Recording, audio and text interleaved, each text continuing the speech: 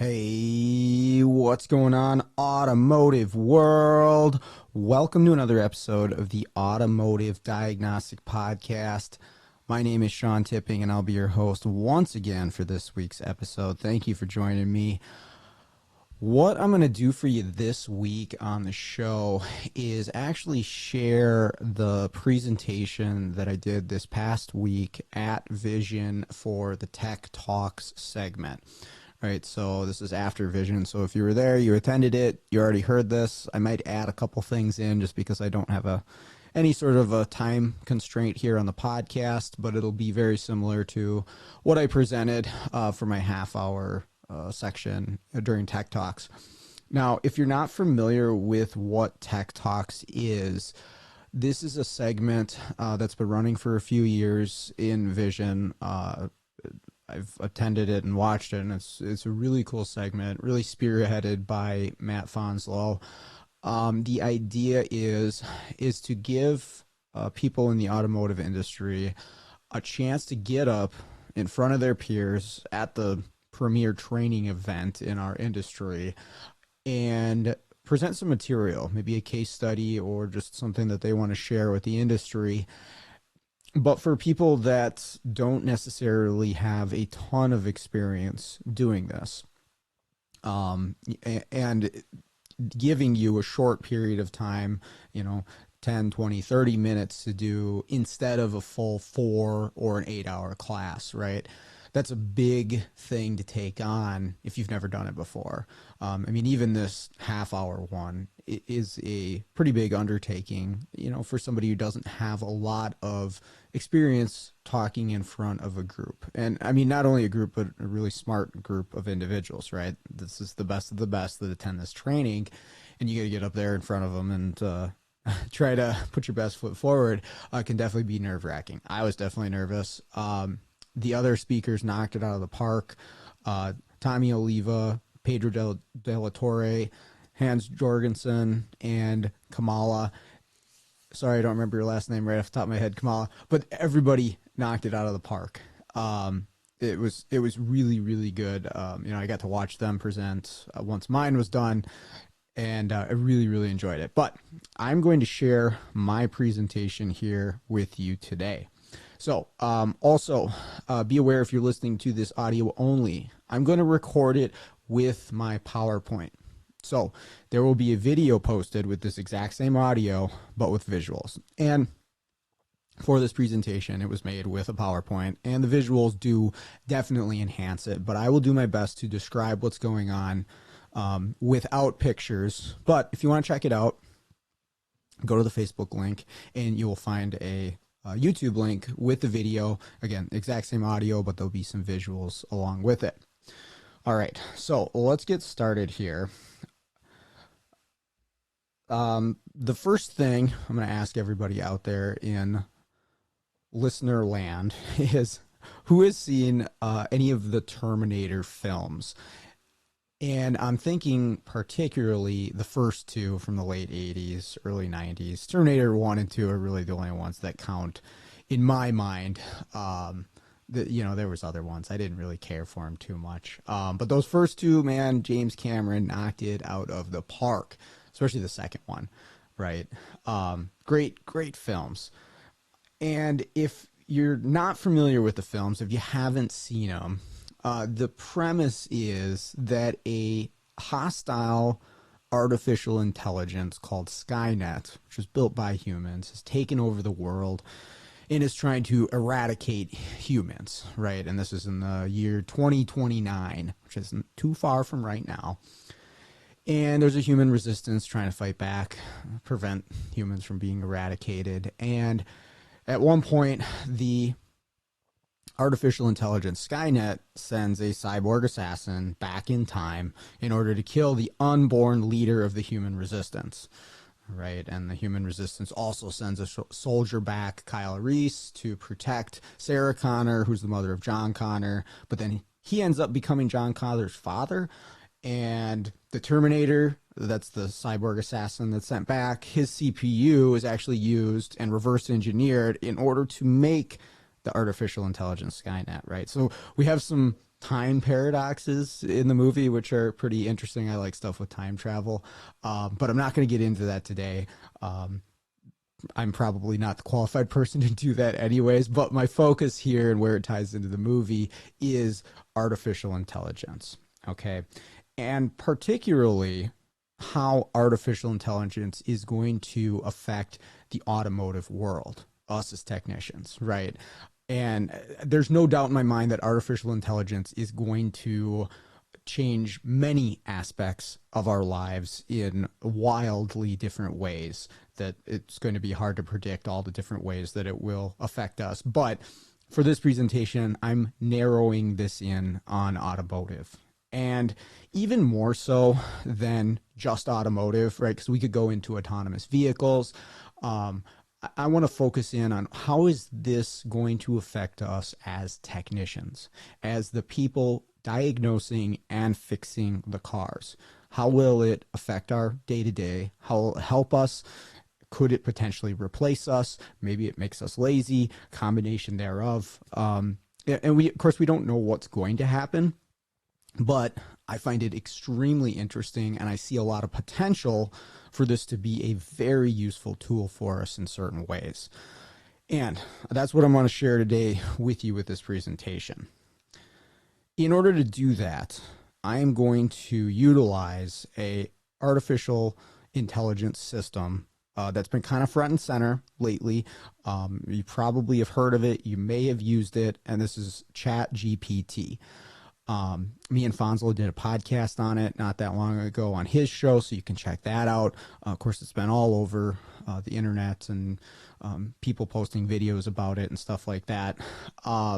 If you're not familiar with what this is, Chat GPT is created by open source AI. You can log in, or you have to make an account. You log in, it's free, and then you can use this, and it's just a chat bot. And the GPT stands for Generative Pre-trained Transformer. And I'll explain a little bit about what that means as I describe this to you. But if you're not familiar with what this is, it is a language model.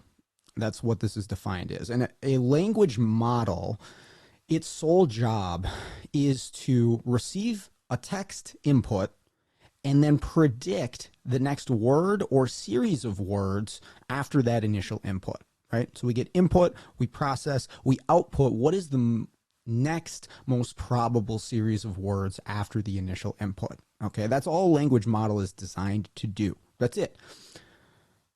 And you've probably used a very simplistic, and that's relative terms, but in comparison to ChatGPT, a simplistic version of this on your cell phone. When you go to text on your cell phone and you write, I am going to the, it's going to suggest some words like bank, store, gym, and then you'd click on one of those and it autofills it, right? That's a predictive language model. It is trying to predict the next word that you're going to type. And some of those systems are pretty good. If you do Gmail, it'll predict a whole sentence for you, right? Well, this system, this Chat GPT, is that on steroids times a million. It's wildly more capable than the simple language model that's built into your text system on your phone. And I'm going to demonstrate that here for you today.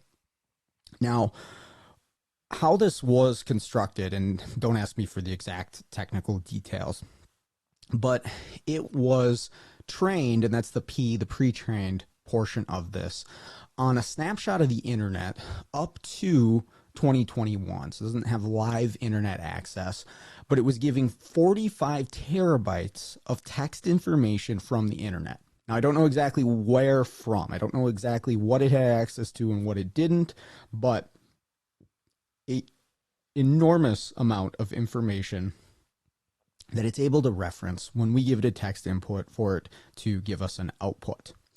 And it uses, and this is the revolutionary technology portion of it, it uses what's called a transformer, which is a type of neural network. And a neural network is modeled off of the way our brains work, the neurons in our brains, in order to process all of the text that it's been trained on to take your input and spit out a pretty impressive output at a really impressive speed. And again, I'm going to demonstrate this here for you today. So I'm going to give you an example of this. And again, for the listeners, I'm going to read off. At times, I'm going to have to summarize, but it is, again, very impressive the amount of text it's able to output from a simple input in a very short amount of time. But we log into Chat GPT, and it's just a search bar. That's it. And you can type anything you want in there, hit send, and it's going to come up with something. So a quick example, just how this works. I'm going to put in there, write a joke about working as an automotive technician. That's what I'm going to put in the search bar. And then I will hit the enter button and see what it comes up with. So it's going to write a joke here. Why did the automotive technician quit his job at the muffler shop? Because it was exhausting work. Okay, haha, that's fun. And it can do some fun things. Really where some of this lies is how you prompt it. You can get some pretty cool stuff. Again, just a quick example so you understand how it works. Okay, but relating this back to cars and our jobs as technicians, I was trying to think for this presentation how we can kind of tie this into our world, the automotive repair industry. And one of the first things that came to mind, because you ask this thing a lot of questions, was would it be able to pass an ASE test? Right? That's our bar. That's our standard of competency in the automotive field. And you can say what you want about the tests. That's fine. But that's what we have, right? And a lot of us have taken the ASE tests. And they're multiple choice. So I figured this thing should be able to answer a multiple choice test. So I thought I'd give this a trial run. And I picked one question from the A8 practice test. And I input this into Chat GPT. And the question reads, the technician finds that no spark and no injector pulses on a vehicle that will not start. The cause could be a failed mass airflow sensor, crankshaft position sensor, throttle position sensor, fuel pump module. I type it in, and this is the answer it gives. Based on the symptoms described, the most likely cause of the problem is a failed crankshaft position sensor. The CKP sensor provides information to the engine control module and about the position and the speed of the crankshaft, which is critical for proper engine operation. If the ECM does not receive the signal from the CKP sensor, it will not send a signal to the spark plug of the fuel injectors, which can result in no start condition with no spark and no injector pulses. And then goes on with another paragraph about why the other ones would not cause this. So it's a little wordy, but it did get the correct answer. That's what we're looking for there, is crankshaft position sensor is the failed component. Okay, so it's able to answer ASE question. And again, a little wordy. I just need to see if I'm actually giving it a test. But it was able to answer it, and it was able to answer it correctly. Okay, so the next step is going to be giving it a full or a portion of a full test. So what I did was I took the A1 engine repair ASE practice test, which has 25 questions on it, and I copy and pasted those into Chat GPT one at a time and scored it against the actual correct answers on the test.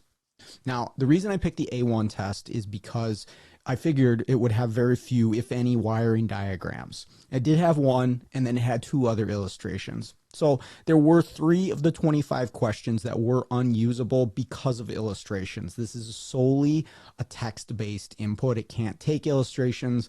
I could have typed out the descriptions, but I wasn't going to do that. So 3 right off the bat, it's going to get incorrect. Okay, so let's just say it's out of 22 total. It scored an 11 out of 22, 50%. Not that great. It fails, right? So our jobs are safe. Sweet. And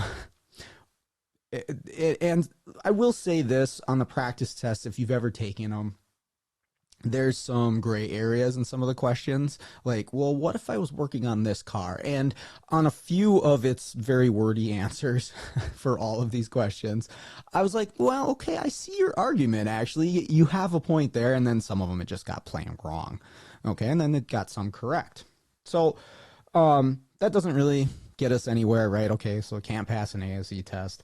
But one of the things I was thinking about and I noticed while I was using this, if you go to the very front page of ChatGPT, this is as soon as you log in, before you type anything, there's a list of things on there, and it says capabilities right on the front. First thing you see, and it says remembers what users said earlier in the conversation and allows users to provide follow-up corrections. So my thought here is, am I able to give it the information that ASE is referencing for these questions and have it get the answer correct?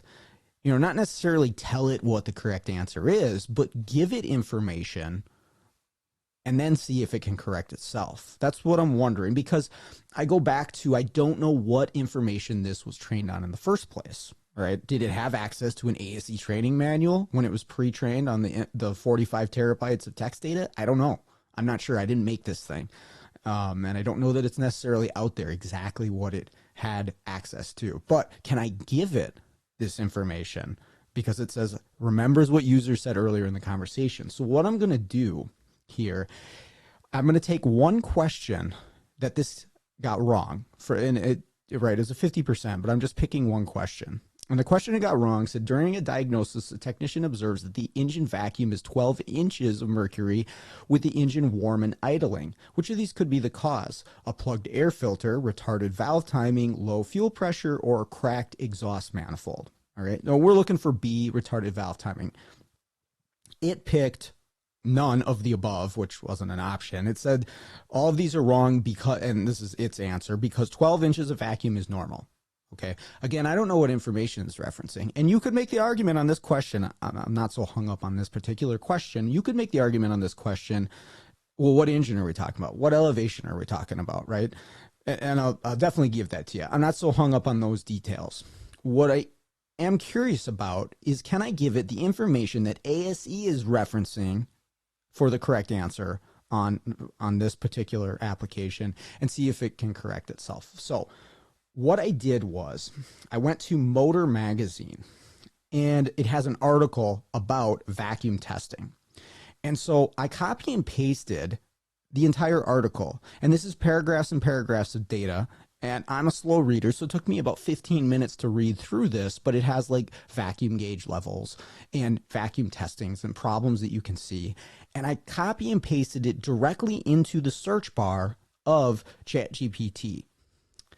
And then it gave me an answer with a question mark on it, like Jeopardy style. I'm not so sure about that, but what I'm going to do now, so I'm still in the same chat here.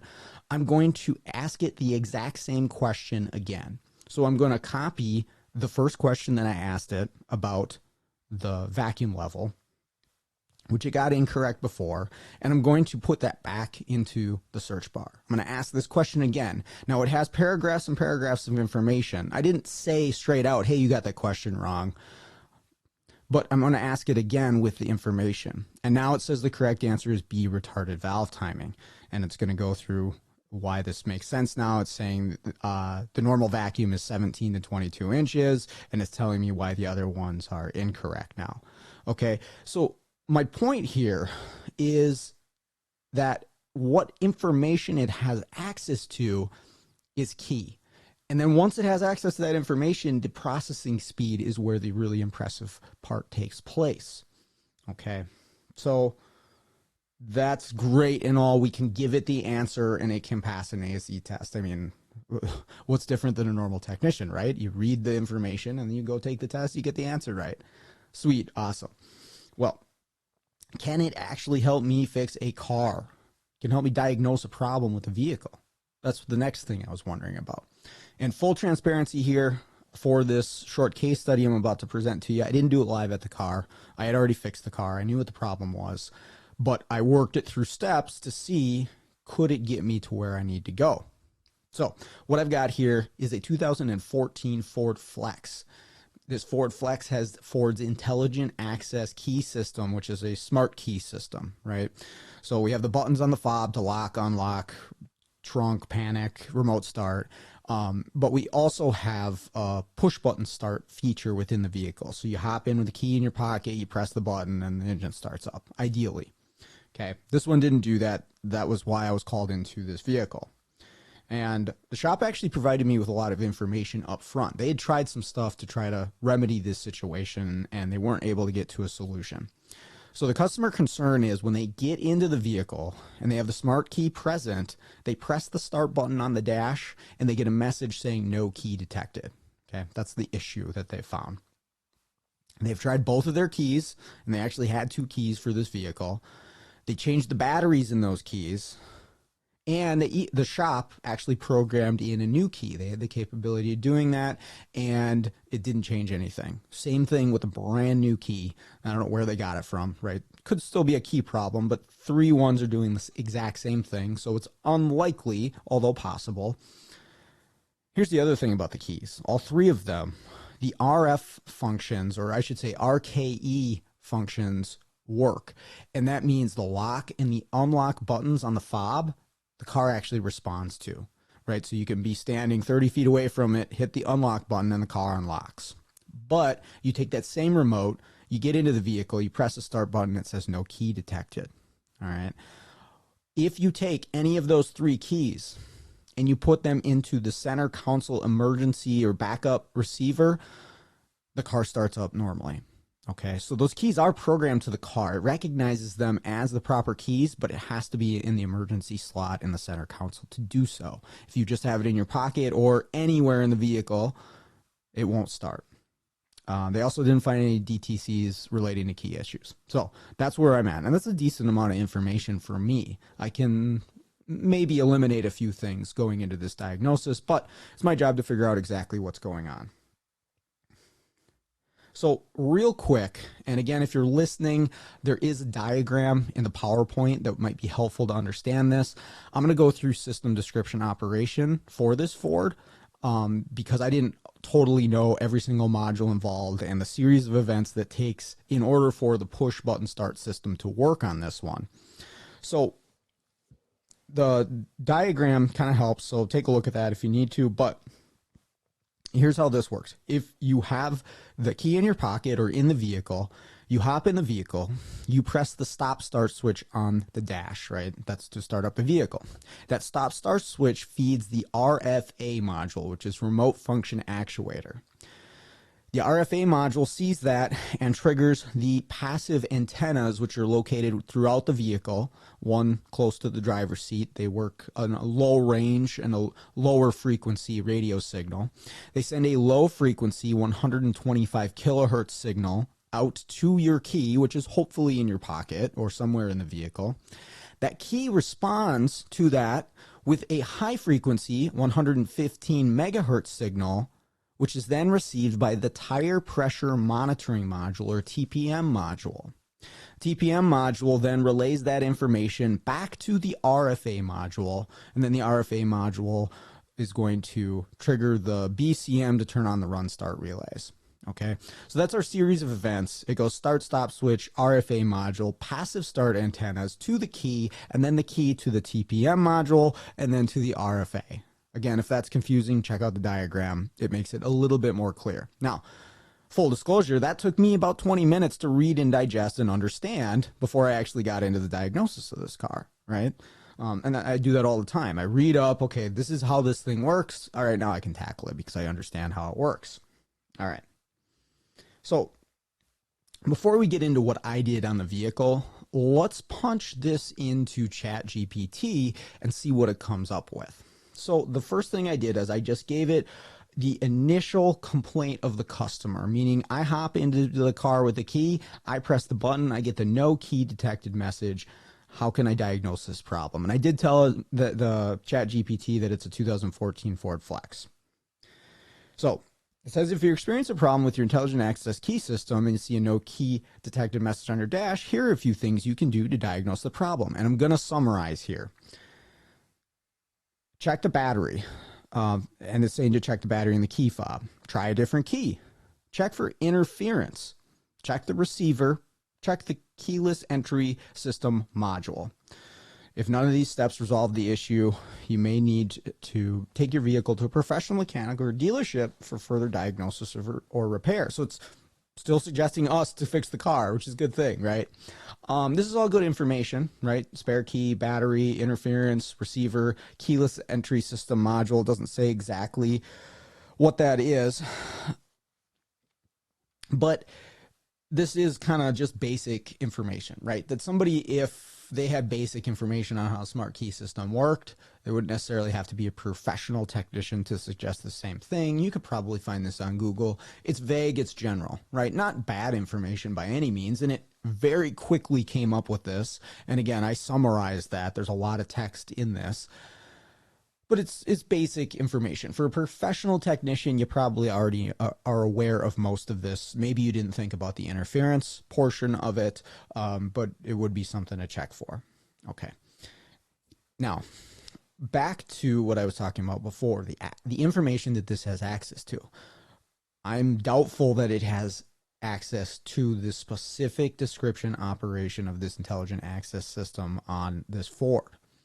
So my thought is, can I give it the system description operation for this intelligent access system and then get more detailed test methods out of it? So that's what I'm going to try here. And first thing I did is I actually asked it the question, if I give you detailed information on the system description operation, can you provide me with more detailed tests? And it says, sure, put some info in and I'll see what I can do. So I went right to Ford service information and I copied paragraphs and paragraphs and paragraphs of the system description operation for this IA key system. And I pasted it into the search bar of Chat GPT. Now, again, this took me about 20 minutes to read, process, and understand.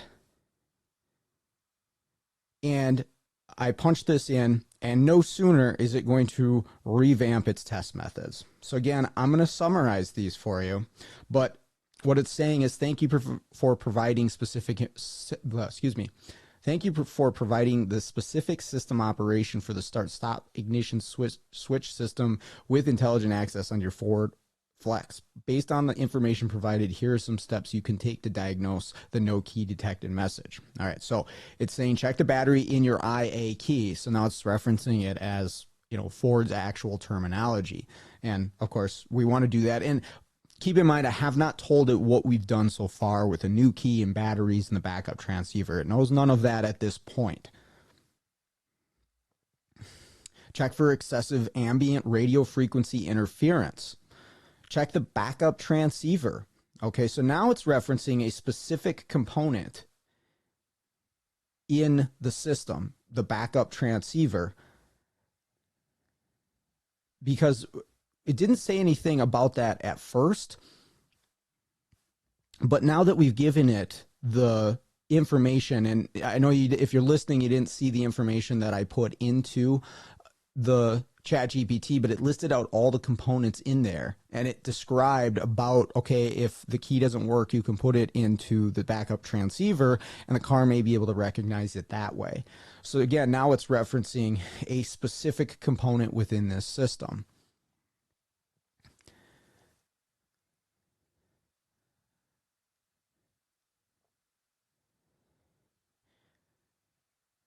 And then finally, it says to check the RFA module. And then if none of these steps, it says to bring it to a qualified technician who can further diagnose and repair the issue. Again, recommending us, which is a good thing. Okay, so now I want to bring it up to speed on what we have done, right? And I'm going to tell it the keys test okay. And although I'm not 100% on the keys just yet, the third key had been tried and they all do the same thing. So odds are the keys are okay. Again, we need to do some more tests to verify that 100%, but I'm going to tell it, okay, keys test okay. And when we put the key in the backup transceiver, the car starts. What would be my next test method?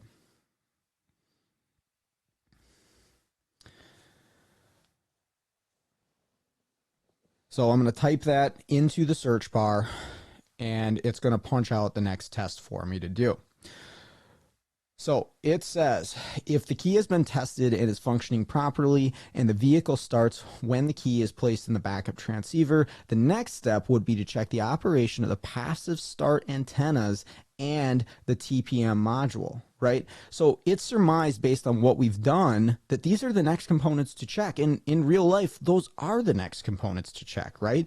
Is the passive start antennas and the TPM module operating the way it's supposed to? Because if you remember the description operation, those are involved with triggering the key to tell the TPM module that, hey, I'm here. And the TPM module is there to receive the signal and send it back to the RFA module. It goes on to say the passive start antennas are responsible for detecting the presence of the key inside the vehicle, and the TPM module communicates with the key to verify its authenticity. A malfunction in either of these components can cause the no key detected message. To test the passive start antennas, the technician can use the diagnostic scan tool to check for any related diagnostic trouble codes. If there are no DTCs, they can perform a physical inspection of the antennas to check for any damage or loose connections. To test the TPM module, the technician can use the scan tool to communicate with the module to check for any DTCs. They can also perform a key programming procedure to reprogram the key to the module, which may resolve any communication issues. If these tests do not identify the problem, further diagnosis may be necessary. Okay, so it's dialing us into specific components here. Now, I tried to go more specific than this and ask about like key testing, and it didn't have a whole lot for me. Kind of went in circles at this point. I didn't get anything more real useful at this point. Now, some of that may have been, again, what information does it have access to as far as key testing goes, and what are my prompts? Am I asking the right questions? But that was about as far as I got with this. That was useful to me, but it has dialed me into specific components in their operation based on the information I gave it, based on the information it had access to. Okay, so let me go back to the actual car. I'll let you know what I did to figure this one out, and we'll come back to the AI. I used a tool called the Proximity Smart Key Tester made by the Diagnostic Box. If you're doing smart key stuff, you should have one of these. They're super awesome. You can buy it at AES Wave. And what this allows you to do is not only test the signal from the low frequency antennas, the 125 kilohertz, but also the high frequency signal out of the key once it's triggered by said antennas. Okay, so what I'm going to do is I'm going to take this thing with the key, I'm going to sit in the driver's seat, and I'm going to press the start button. There's a graph that you can watch and see the signal from those antennas in the driver's seat, and it actually makes a noise too. It's visual and audible, and you just press that button over and over again, and you can see it that it's spitting out a signal. So I know the antenna is working, at least in the driver's seat, and it was all over the vehicle as well. And at the same time, you can watch to see if the high frequency 315 megahertz signal comes out of the key, right? Because the key is supposed to receive this signal and then trigger it to send a signal out to the TPM module saying, hey, I'm here, I belong to this car, okay? And if it's been programmed to the car, it will start the vehicle. And both of those things happen with all three keys. So my keys are fine, the antennas are fine. My problem now that I need to go to is the TPM module. So I go into the scan tool. Again, there's no codes. I go to the TPM module. It says no key detected, no key detected. Okay. So I'm thinking, okay, maybe this is an interference issue. I don't see anything on the proximity key tester, and sometimes you can pick up RF interference with this thing. And not 100% accurate, but I don't see anything. So I'm wondering, is it some sort of range issue, right? And my next step is I want to go closer to this TPM module, get the key right up next to it and see, does it pick this thing up, right? Now, again, it works with the RF functions, but it does not seem to receive this proximity key, or they call it the PATS ID, right? To say, hey, this is the key that starts the vehicle, even though it should be the same antenna in the module. So anyways, let's find this thing in the car. I go to the component locator, I type in tire pressure monitoring module, and it is at the top of the passenger side A-pillar right underneath the headliner. So it's on the roof. I look up at there because I'm going to bring the key as close to it as I can, and I see a big water stain on the headliner right at the top of the A-pillar. I also am looking up and I see a sunroof. Okay, the sunroof's been leaking water in, and we pull down the headliner just enough to see this module. The module's all wet. Okay, so I think we've solved this one, and I told the shop, okay, this thing's wet. Get a module, plug it in. It's plug and play on these things, and you should be good to go. Now, my one hang up was, why does the RKE functions work, but not the prox functions? What's the difference there? And I don't have a great answer for that, except for digging through service information, and this was after the fact. Digging through service information, I did find that the RKE functions actually get sent out on a LIN bus from the TPM module, while the PATS ID function gets sent out on the medium speed CAN. So there is, although they're received by the same antenna within the module, something is processed differently in the module for the RKE and the PATS ID stuff. I don't know exactly what. I didn't take it apart. It was full of water. Let's replace it and move on, which is what I did. And that was the fix for the vehicle. Shop confirmed it for me. Cool. Awesome. Great. So I'm not so hung up on the vehicle again. It was interesting, but the more interesting part here is how this AI system is able to analyze information, right? To take a system description operation and boil down some tests for us. That's really cool.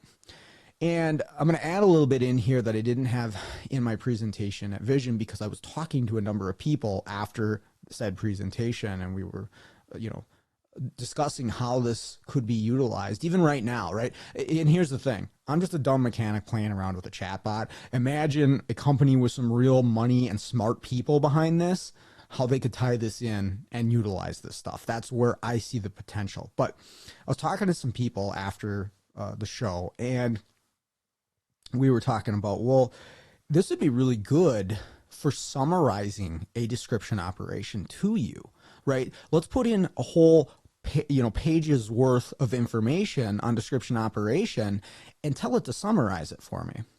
And so I did that. Actually, I put in the description operation, while I was doing this, and then I asked it a question. And this is new. I didn't have this in my original presentation, but I put, after just the description operation of the IA key system, based on the system description I gave earlier. So I'm putting this in the chat box. Based on the system description I gave earlier about the IA key system, can you explain how it works as if I was 10 years old? So explain it to me like I'm 10, or sometimes it's explain it to me like I'm 5. And let's see what it comes up with as far as summarizing the information, because sometimes I feel like I need something explained to me like I'm 10 years old. Sure, the IA key system is a special way to start your car without using a key. Instead, you have a small device called an IA key that you keep in the pocket or purse. When you get into the car and press a button to start the engine, the car sends a signal to the IA key asking if it's nearby. The IA key, if the IA key is close enough, it sends a signal back to the car saying, yes, I'm here, and the car knows it's safe to start. If the IA key is weak or there's too much interference around, there's a backup way to start the car. There's a special spot in the center console where you can put the IA key to get the car to start. The IA key also works with the car's door locks. When you press a button on the IA key, it sends a signal to the car to unlock or lock the doors. It's a really cool and convenient way to start your car and get going.